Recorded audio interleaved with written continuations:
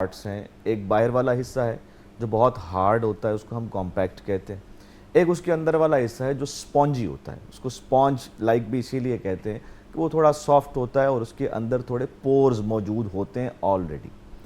यही वो जगह है जहाँ पर सबसे ज़्यादा मिनरल्स, जिसमें सबसे इम्पॉर्टेंट कैल्शियम है, उसके साथ मैग्नीशियम है, जिंक है और बहुत से मिनरल्स हैं जिन्होंने ब्रिजिंग्स बनानी होती हैं और ब्रिजिंग्स बना के साथ में प्रोटीन्स के साथ एडअप होके बोन को स्ट्रेंथ देनी होती है। होता यह है कि अब बोन जो है बाकी बॉडी सेल्स की तरह, बाकी बॉडी के पार्ट्स की तरह, इसको भी न्यूट्रिशन चाहिए, इसको भी अपने जो एसेंशियल एलिमेंट्स हैं जिससे इसकी हेल्थ बनी रहनी चाहिए वो कंपलसरी है, वो हमारी डाइट में हो और इस तक वो पहुंचती रहे।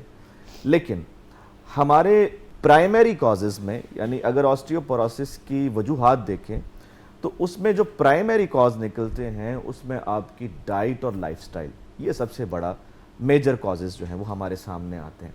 बाकी किसी डिजीज़ की वजह से, किसी लॉन्ग टर्म मेडिकेशन के यूज़ की वजह से हड्डियों का बुरबुरा हो जाना या उसके अंदर जो ऑस्टियोक्लास्टिक एक्टिविटी है यानी हड्डी के सेल्स का टूटना और दोबारा नए बनना, उसका कम हो जाना, वो एक सेकेंडरी कॉज की तरफ जाता है। ठीक है। हमारे यहाँ इतनी बड़ी रेशो जो आपने बोली 56%, आई बिलीव ये 2/3 पे है, इससे ज़्यादा है। 70% से ज़्यादा है।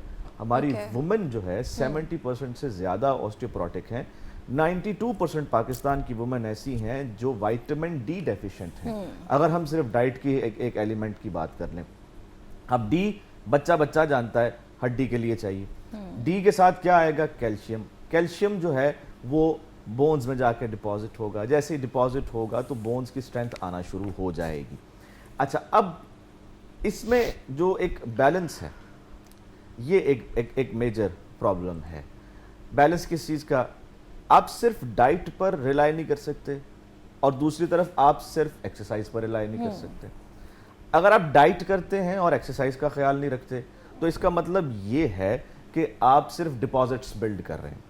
और अगर आप सिर्फ एक्सरसाइज करते हैं और उसके साथ डाइट नहीं करते तो इसका मतलब यह है कि आप हड्डी के साथ इंजरी वाला फेज कर रहे हैं। आप हड्डी को मजीद पहले से ज़्यादा प्रॉब्लम में लेके जा रहे हैं, क्योंकि हड्डी को स्ट्रेंथ के लिए जो चीज़ें चाहिए वो तो आप दे नहीं रहे, लेकिन आप एक्सरसाइज जो है वो करते चले जा रहे हैं। So this like very delicate balance is disturbed. जब ये डिस्टर्ब होता है तो फिर कोई ऑस्टियोपोरोसिस में जाता है। ऑस्टियोपोरोसिस ऐसा नहीं है जो कुछ थोड़े से लोगों के परसेप्शंस हैं, गलत परसेप्शंस हैं कि जी एक दिन में हो जाएगा, 2 दिन में हो जाएगा और मतलब ये एक माह का कोई फेज़ है, ऐसा नहीं है। ये क्रॉनिक डिसऑर्डर है।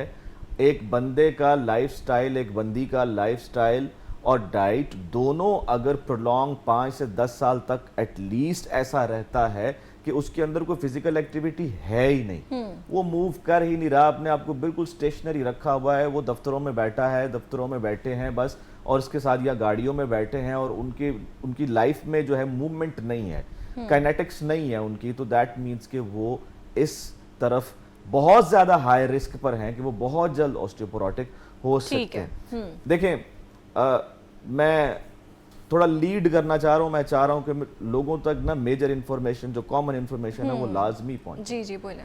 अगर आप खड़े नहीं होते तो बोन के ऊपर कोई सिग्नल नहीं जाता। अच्छा।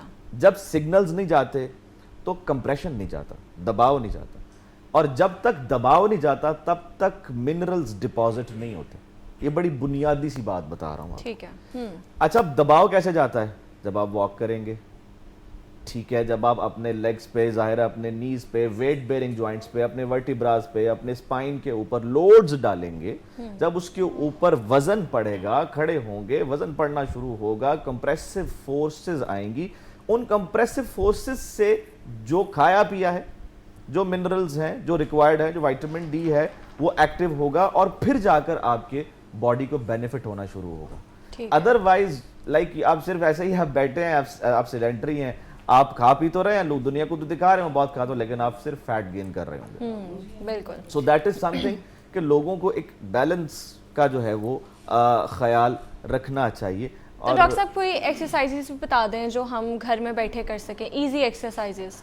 It's they are very common. आप ज़्यादातर ऑस्टियोपोरोसिस में जो ख्याल रखा जाता है वो ये है कि आप हाई इंटेंसिटी एक्सरसाइजेस करते हैं, आप स्ट्रेंथ ट्रेनिंग करते हैं। ठीक। अमेरिकन फिजियोथेरेपी एसोसिएशंस और जो यूनाइटेड किंगडम की एसोसिएशंस हैं वो बाकायदा गाइड देती हैं इसके ऊपर मुकम्मल, और इसके ऊपर बाकायदा एक गाइडलाइंस मौजूद हैं, एक्सरसाइज की टाइप्स मौजूद हैं जो सिर्फ स्ट्रेंथ पर हैं। यानी मैं आम अल्फाज में लोगों को बताऊं तो आपने ऐसी एक्सरसाइजेस करनी है जो मॉडरेट टू हाई इंटेंसिटी की होंगी, ठीक है। लेकिन हाई इम्पैक्ट नहीं होगा।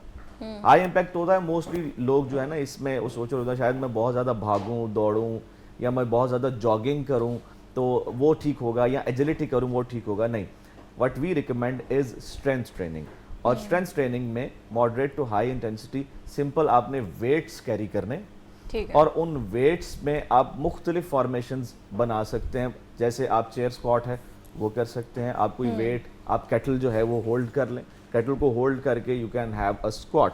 आप चेयर की तरह एक स्क्वाट बिल्ड करके बैठ सकते हैं, खड़े हो सकते हैं। उससे क्या होगा, once again throughout the body आपके गर्दन से लेके नीचे तक जोर आएगा, कंप्रेसिव फोर्सेस आएंगी, और डेंसिटी जो है वो बोन की बढ़ना शुरू हो जाएगी। दूसरी तरफ एक हमारे पास एक्सरसाइज है, इफ आई कैन डेमोन्स्ट्रेट, तो मैं खड़े होकर भी उसको मतलब डेमोन्स्ट्रेट कर सकता हूँ। और इसमें ये है कि that is actually called the calf raise भी कहते हैं इसको हम हील ड्रॉप भी कहते हैं। ठीक है। ऑस्टियोप्रोसिस में जिस तरह पहले मैं शेयर कर रहा था कि हमें इस तरह की एक्सरसाइज चाहिए जिससे जोड़ के ऊपर, जॉइंट्स के ऊपर जोर आए from head to the toe. तो इसके लिए बहुत ज़बरदस्त एक्सरसाइज है, दैट इज काफ रेस भी कहते हैं इसको, हील ड्रॉप भी कहते हैं। मुख्तलिफ जगहों पे मुख्तलिफ तरीके से लिखी गई है, लेकिन ये बहुत इफेक्टिव है। 2 स्टेप्स हैं जो आपने फॉलो करने हैं। सबसे पहली बात यह है कि आपने अपने टोज को रेस करना है। If you can see my feet, पहले टोज को आप रेस करेंगे, ठीक है, और इसके बाद आप इन्हीं टोज पर स्टैंडिंग परफॉर्म करेंगे। आप अपने हाथों को भी एयर में ले सकते हैं, यू कैन डू दैट। अगर आप बैलेंस को साथ ऐड करना चाहें, प्रोप्रियोसेप्शन इसको हम कहते हैं, वो भी ऐड कर सकते हैं। और आप कम से कम कोशिश करेंगे कि इसको 1 मिनट के लिए इस पोस्चर को रोक के रखें। किसी भी तरह की बोन हो, किसी भी तरह का पेशेंट हो, कोई भी जेंडर हो, मेल फीमेल, कोई फर्क नहीं पड़ता, आप ये आसानी से कर सकते हैं, क्योंकि इसके ऊपर किसी तरह का ऐसा लोड्स नहीं आते जिससे पेन्स आए। तो पेन्स इससे किसी तरह से नहीं, बिगनर्स भी कर सकते हैं ये, एनीबडी कैन डू दैट। ये है ही बिगिनर लेवल, और ये लो लोडिंग स्ट्रेंथ एक्सरसाइज की कैटेगरी में इसको आता है। लो इम्पैक्ट भी इसको कहते हैं। इसमें इम्पैक्ट नहीं है लाइक मैं दौड़ नहीं लगा रहा, मैं जंपिंग्स नहीं कर रहा, इम्पैक्ट बार बार मैं जमीन के ऊपर नहीं जो है वो दे रहा।